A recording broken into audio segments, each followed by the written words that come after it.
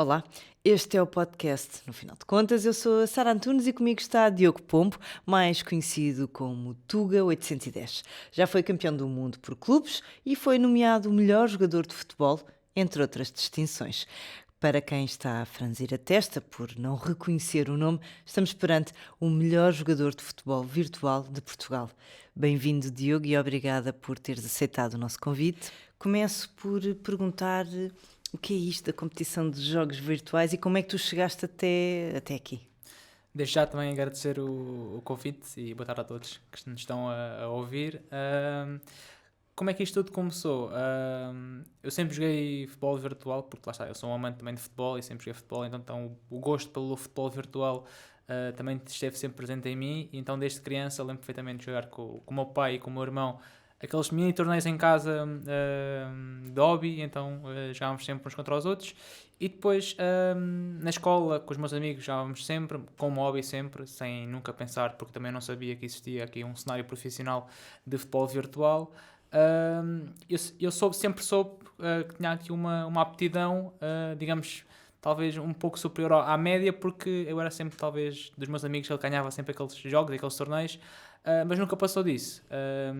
No entanto, em 2018, eu soube que, através da Câmara Municipal de Castelo Branco, que é a cidade onde eu sou natural, que ia haver um torneio na cidade. Na altura até foi a minha mãe que me alertou para esse torneio. E eu sabia que iam lá jogar jogadores profissionais na altura de 2018, então decidi me inscrever para ver também como é que eu me safava nesse torneio. No mundo real, não é? Exatamente, e foi muito curioso porque eu ganhei esse torneio, digamos, sem ser um jogo profissional contra outros jogadores profissionais, e foi aí que talvez surgiu o clique e pensei, se eu me dedicasse um pouco mais e se eu treinasse mais seriamente, será que conseguia chegar a um patamar superior? Então foi aí que comecei a treinar e implementar mais horas, digamos, ao jogo. E depois fui-me qualificando através de torneios para eventos presenciais, e no final desse ano, depois, digamos, início de 2019, na altura foi no FIFA 19, cheguei mesmo a qualificar-me para o Mundial, ou seja, porque o Mundial vão os melhores 32 jogadores do mundo ao longo da temporada, e essa temporada onde eu comecei sem ser jogador profissional e acabei no top 32 mundial, foi de facto uma ascensão brutal, e desde aí tenho ganho muitos torneios. Ao nível de o que é isto do futebol virtual, isto são competições não existem somente nacional, através da Federação Portuguesa de Futebol e como da Liga Portugal, mas também já existem muitas competições internacionais, onde os melhores jogadores se encontram através de qualificadores online, por regiões, digamos, nós estamos inseridos na Europa, existem qualificadores europeus, e os melhores qualificam-se para os eventos presenciais, onde os melhores jogadores de cada região encontram-se globalmente num evento presencial para jogar esse torneio. Tens ainda amigos que jogam contigo? É assim, ao nível alto já são muito raros os amigos que ainda jogo. Normalmente eles nem querem jogar comigo porque sabem que vão perder por muitos. Certo. E então já nem querem Daí a ter minha esse pergunta. prazer negativo de jogar contra mim, e então já não jogo muito com eles. Agora mais a sério, quantos jogos fazes por dia? Num dia normal, quantos jogos fazes? Sim, em média acabo sempre por jogar diariamente. Porque é um treino, não é? Exatamente. O teu treino é este. Sim. Sempre 2 a 3 horas. No entanto, isto não é constante. Porquê? Porque todos os anos sai um FIFA novo, neste caso, e agora recentemente trocou o nome para EAFC 24. E apesar da base do jogo ser sempre a mesma ano após ano, há muitos detalhes que variam, e o que levam a que nós, jogadores profissionais, quando sai o jogo, nessas primeiras semanas, é essencialmente é aí que é preciso nós jogarmos muitas horas para apanharmos as mecânicas novas, para nos adaptarmos ao novo jogo. E então eu diria que nas primeiras semanas que saem o jogo, eu já joguei 8, 9, 10, 11, 12 horas num só dia, para me adaptar o mais rapidamente possível para os primeiros torneios, e depois de saber que, ok, já sei as mecânicas, já me adaptei ao novo jogo, e então posso diminuir o número de horas que jogo para simplesmente ser um treino de rotina com 1, 2, 3 horas por dia. O que é que precisa um atleta desta modalidade? O que é que precisa para vingar? Sim, na minha opinião, é preciso muita superação. Lá está, isto para mim é um desporto onde, tal como os outros, não se ganha sempre, e a derrota às vezes acontece, faz parte, e é preciso essa capacidade de superação, e depois também é preciso muito treino técnico-tático para aperfeiçoar as nossas habilidades durante o jogo, porque é um jogo como se chama em inglês, que tem uma skill gap, ou seja, existe muita skill à volta do jogo, então é preciso aperfeiçoar isso para se poder vingar. Depois, por outro lado, eu também sinto que para além desta parte técnico-tática, a parte física e a parte mental têm uma grande relevância e para mim são outros dois pilares fundamentais para vingar nesta modalidade. Pego no que acabaste de dizer. Quando nós pensamos no desporto convencional, tradicional, por assim dizer, a componente física é de facto muito importante. Qual é o peso da componente, e referiste ainda agora que a condição física era importante, qual é o peso que tem num jogo virtual? Sim, para mim tem muito, apesar de talvez existir, digamos, o preconceito da sociedade normal de ser uma modalidade ou um jogo em que se calhar um jogador está sentado no sofá a jogar meramente num computador ou em frente ao monitor. Para mim não é, porque lá está, estamos a um nível já profissional onde se requer uma destreza enorme, uma capacidade de concentração, de foco do primeiro minuto ao último minuto, e do meu ponto de vista, e também já fiz essa estatística comigo mesmo, eu se tiver, ou se eu treinar de maneira física, digamos, fazendo desporto, eu tenho muito, muito melhor performance e resultados do que se eu tiver 1 ou 2 semanas sem treinar. Isto pode, acho que é um pouco inexplicável, porque lá está, então, mas a parte física é preciso treinar para um jogo onde estou sentado numa cadeira a jogar. É difícil de explicar, mas acontece comigo e eu tenho essa noção de que se eu estiver bem preparado fisicamente, consigo atingir melhores resultados. E por outro lado, a parte mental também é muito importante, sem dúvida nenhuma. Como é um jogo onde em 18 minutos virtuais, se nós temos que estar concentrados do primeiro ao último minuto sem qualquer falha, porque lá está, se nós perdemos ali a concentração durante 1 segundo,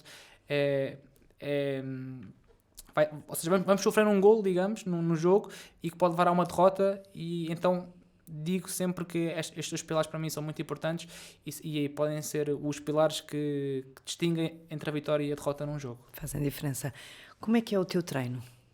Sim, o treino e a preparação para um jogo ou para uma competição requer não só a parte, digamos, de jogar contra outros adversários do mesmo nível, como por exemplo treinar bolas paradas, como digamos noutra modalidade como no futebol. Depois também existe a parte de analisar a nossa gameplay, os nossos jogos, para perceber, digamos, o que é que estamos a fazer certo e o que é que estamos a fazer errados, e também é muito importante também analisar o nosso adversário para perceber também, porque lá está, os adversários são todos diferentes, têm todas mecânicas e estilos de jogo diferentes, e então temos também que perceber quais são os seus pontos fortes e os seus pontos fracos para nós implementarmos a nossa estratégia para vencer essa partida. Há toda uma técnica para analisar do outro também, não é? Sim, sem dúvida. Ainda há pouco dizias que já em 2018 havia profissionais, portanto, estamos a falar de um desporto que ainda há pouco, de microfones fechados, dizias que ainda não era um desporto, mas é uma modalidade, uma atividade que já é profissional. Sim, sem dúvida nenhuma. Para mim, e apesar de não ser considerado oficialmente como um desporto, já o é para mim, e acredito que futuramente vai ser, mas já é uma modalidade onde já tem a Federação Portuguesa de Futebol a criar torneios próprios nacionais e a investir nesta modalidade para que possam aparecer novos talentos em Portugal. Existem muitos torneios, lá está, internacionais, onde com um grande investimento, e lá está, em 2018 quando eu entrei, não havia grande investimento, e agora eu vejo, porque estive do outro lado mais antigo, que agora há cada vez mais talento também, jovens jogadores a aparecerem, porque também sabem que existe aqui, e pode haver aqui uma mudança grande de vida, porque lá está, os melhores são muito bem pagos e oferem remunerações enormes. Estamos a falar do quê? Consegues partilhar connosco? Sim, para se ter uma noção, do melhor dos melhores, não é? Para se ter uma noção, e falando do futebol virtual, apesar de haverem outros esportes e outros desportos onde praticam-se valores maiores do que no futebol virtual, mas falando aqui no futebol virtual, e o Mundial que houve o ano passado na Arábia Saudita, e também já foi anunciado este ano que vai haver outro Mundial na Arábia Saudita, o price pool de cada torneio foi de 1 milhão de euros, ou seja, estamos a falar já de valores muito grandes, onde o campeão mundial, só de um torneio, porque existem dezenas de torneios ao longo da temporada, mas chegando ao Mundial, o campeão leva 300 mil euros para casa, ou seja, já é um valor que é muito grande e acho que só vai ter tendência a aumentar, porque o investimento tem sido cada vez maior ano após ano. E um torneio quanto tempo dura este torneio? Um torneio? Podem ter durações distintas, ou seja, depende muito também de quem organiza, porque existem torneios que demoram um fim de semana, de 2, 3 dias, que geralmente a maior tendência é durarem assim entre 2, 3 dias, digamos que é a fase de grupos, em 2 dias e a fase final no outro dia, a fase eliminar, mas também já existem torneios de 4, 5 dias, por exemplo, a Federação opta por fazer torneios talvez de 2 dias, por exemplo, aos fins de semana, sábado e domingo, depende muito e varia de organização para organização, mas geralmente duram ali entre 3 dias. Ok. E é possível, nós olhamos para um futebol que é o rei, não é? Pelo menos no nosso país o futebol é o rei. Os melhores jogadores, ou os que estão na principal liga, conseguem viver e vivem apenas deste rendimento. É possível viver-se sem ser o top 10 apenas dos rendimentos desta modalidade? Sim, atualmente já existem muitos jogadores a viverem somente, digamos, do futebol virtual. Obviamente, lá está, como disse, não é para todos e só os melhores o conseguem fazer, mas falando de quer o salário, quer os prémios podem vir a ser ganhos em torneios, como também em marcas a quererem afiliar-se a nós, como por exemplo também há muitos jogadores profissionais que já criam conteúdos e usam, por exemplo, em plataformas de live streaming, onde partilham o seu conhecimento, digamos.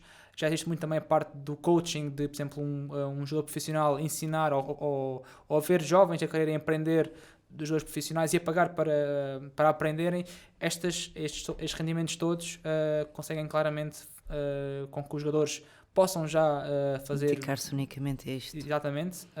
E existem cada vez mais jogadores a dedicarem-se exclusivamente ao futebol virtual e acho que a tendência vai ser aumentar este número, porque lá está, o investimento também está a ter tendência a aumentar.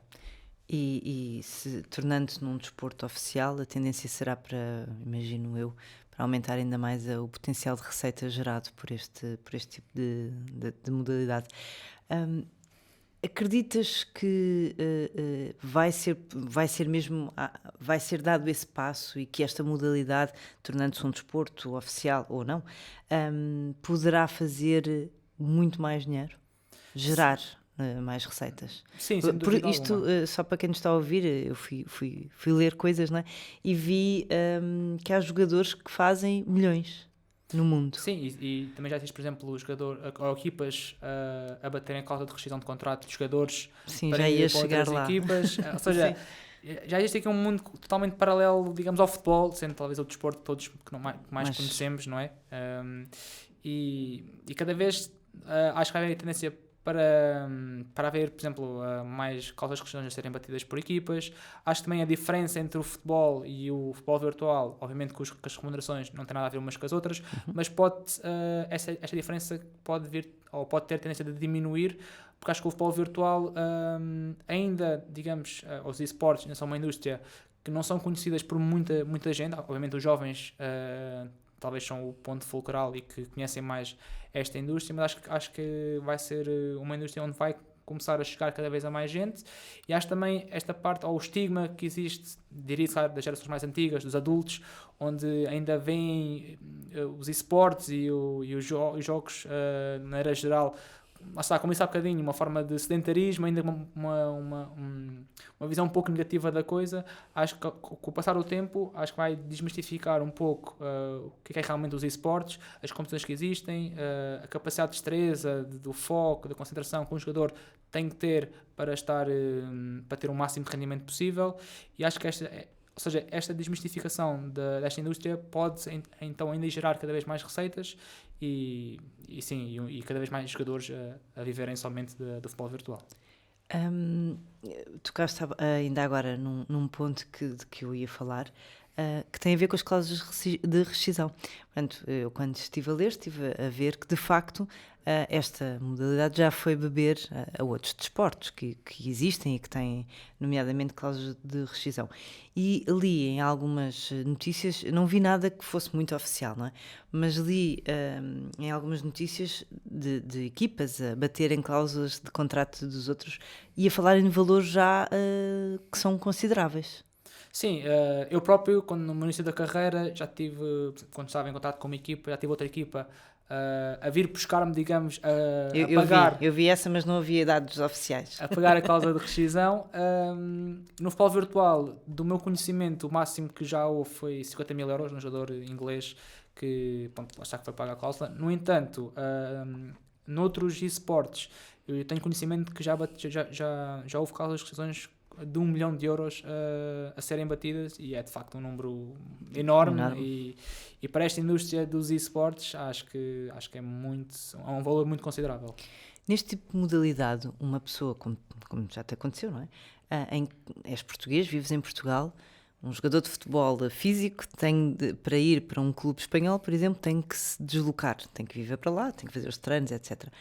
Um jogador desta modalidade pode manter a sua vida no seu país de origem. Sim, porque digamos que pode haver aqui uma dinâmica de eu conseguir treinar em casa e depois realizar os chamados bootcamps, que são, digamos,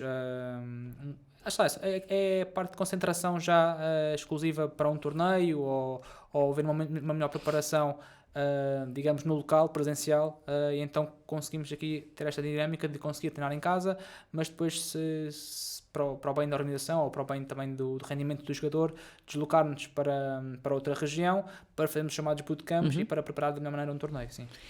E, portanto, no meio disto tudo, já vamos falar um bocadinho do teu eu fora do eSport, mas tu trabalhas, precisas tirar dias para fazer estes bootcamps e estes torneios? Sim, porque de facto eu tento coincidir da melhor forma possível, mas às vezes tenho que usufruir folgas ou dias de férias para também poder conciliar da melhor maneira e estar disponível não só às vezes em torneios, porque podem ser de vários dias, como também esses bootcamps ou então zonas de preparação para torneios, sim. E a entidade empregadora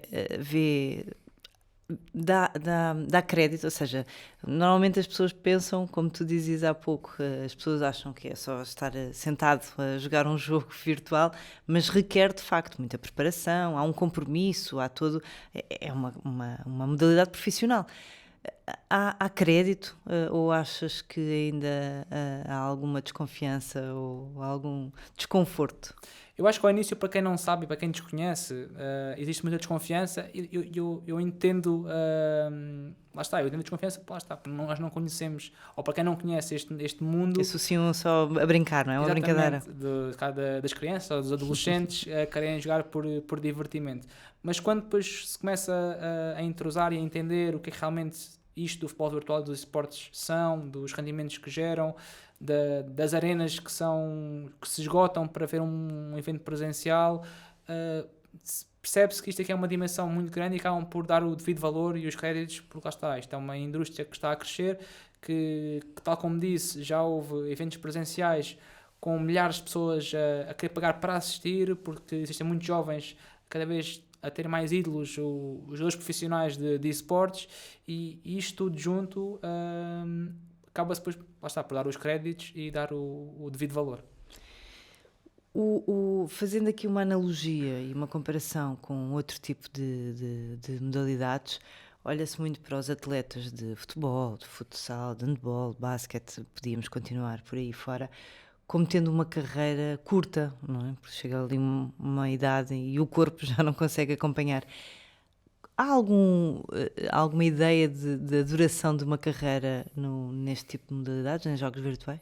Sim, eu também diria que, apesar de os motivos não serem os mesmos, eu também consigo entender que também a carreira de um jogador de esportes e de futebol virtual, que eu conheço, também é geralmente curta. Apesar de, como disse, no futebol e nos restantes desportos tradicionais, talvez ser a componente física que afete mais a carreira do jogador, no futebol virtual é mais a destreza, a capacidade de reação, os próprios dedos, que já não mexem tão rápido como mexiam há anos atrás, e então... Pois também tem essa, não me lembrei, mas de facto tem essa componente física também, não é? Exatamente, e então diria que a capacidade de reação, a destreza, a concentração também acaba por, digamos, diminuir com o passar dos anos, obviamente. No entanto, esta carreira eu sinto que hoje em dia tem tendência cada vez a diminuir mais, ou seja, a idade mínima talvez de um jogador que pode ter uma performance de topo, pode ter tendência a chegar aos 12, 13, 14 anos, porque os jovens hoje em dia, os adolescentes mesmo, têm tido cada vez mais tendência a aparecer como grandes jogadores, e acho que uma carreira pode durar facilmente até aos 30 e alguns anos, tal como pode durar, lá está, num desporto tradicional. Ok, eu tinha ideia de que poderia durar um pouco mais. Assim, eu, por exemplo, eu não me recordo de conhecer um jogador, diria, com mais de 40 anos a estar no topo de um eSport. Pode existir, mas eu não conheço, por exemplo. Ok. E se houver uma receita maior, estou aqui a pensar, será que isso também não faz com que as pessoas se mantenham, pode não ser o melhor, não é? Mas manter-se neste mundo? Sim, sem dúvida. O facto também das receitas estarem a ganhar e a aumentar faz com que, obviamente, nós, jogadores, tenhamos a vontade e também ainda a resiliência de continuar a jogar e ter uma boa performance no topo. Sim. E há pouco também referiste aí uma coisa que é haver cada vez mais jovens a procurar jogadores já profissionais e com conhecimento para os ajudarem a melhorar e a aprender. Treinador de esportes também é uma potencial saída?